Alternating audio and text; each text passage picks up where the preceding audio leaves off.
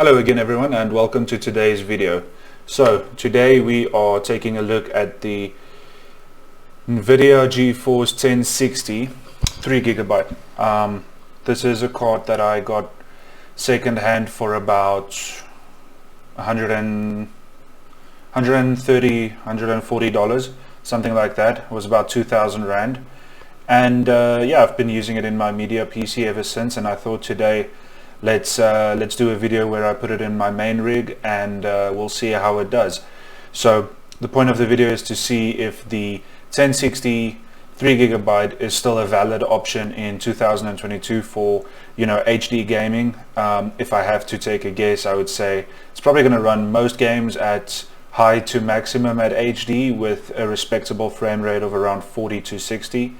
So I do think it will still be a usable card, but exactly how well it does, I don't know. We'll see. The media PC that I use it in isn't as powerful as my main rig, so this will put less strain on the card itself, and it will be a more balanced look at the card, because this way the CPU and RAM don't have to work as much, because there's, you know, more powerful CPU and more RAM.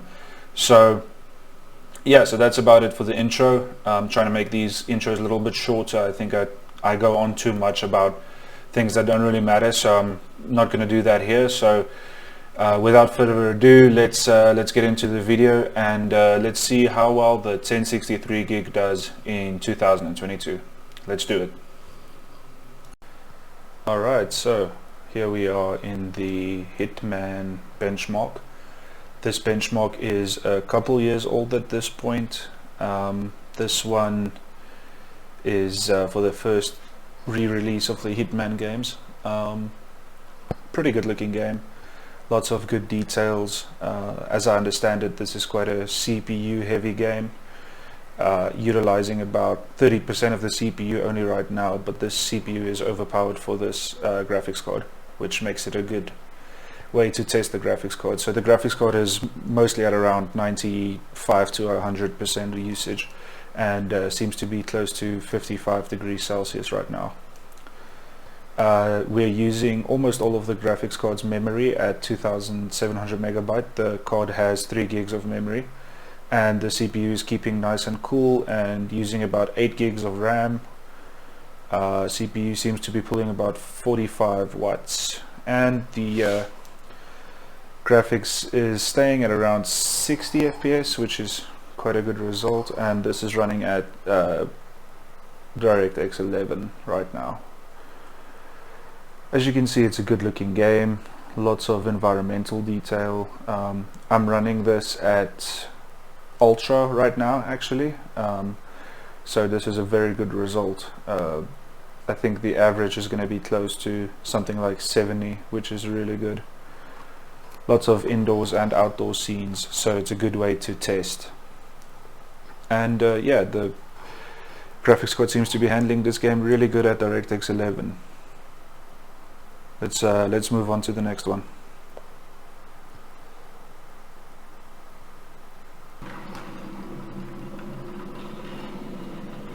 Okay, getting into Doom Eternal. Really fun game. And yeah, just killing some hellspawn. Really good looking game if you look around the environment.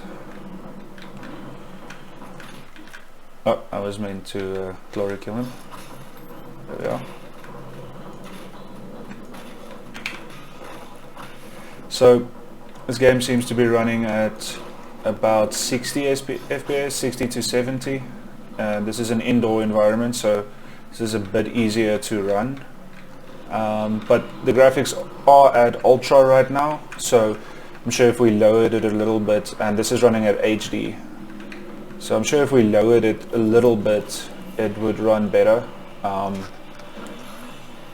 but for now I'm keeping it at these graphics to see how it does. Such a good looking game. And yeah, it's doing really well. In a little environment like this, it's going to get really high frame rates.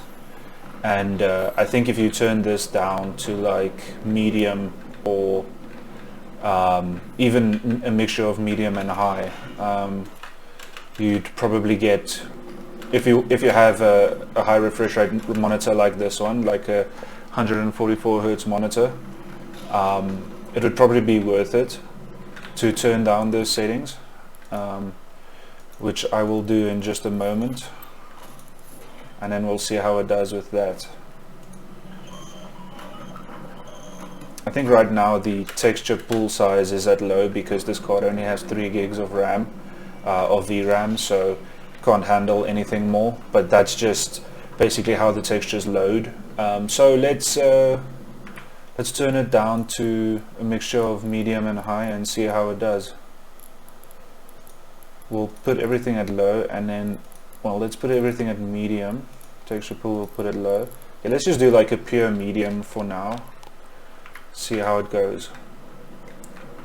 It's about 10 frames better per second. For me, that's probably not worth it. I would probably take the looks over the speed there.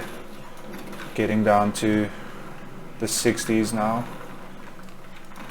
It'll be interesting to see how this does in a bigger environment like this one, yeah. And yeah, not doing bad. It's not really going below that 60 mark at all. Went below a little bit there, and the temperatures are pretty solid, also around 60 or so. So yeah, pretty good. CPU's are only around 30 still. It's pretty hard to talk when you're gaming, to be honest. I just want to get a glory kill. But yeah, seems to be in the high 70s to 100 most of the time, and doing pretty well, I must say. For such a budget graphics card these days, it's quite impressive.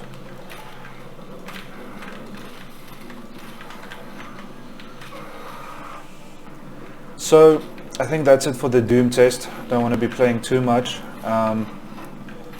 Just wanted to check what it would be like in combat. And yeah, I think we are getting just around, 70 to 90 most of the time.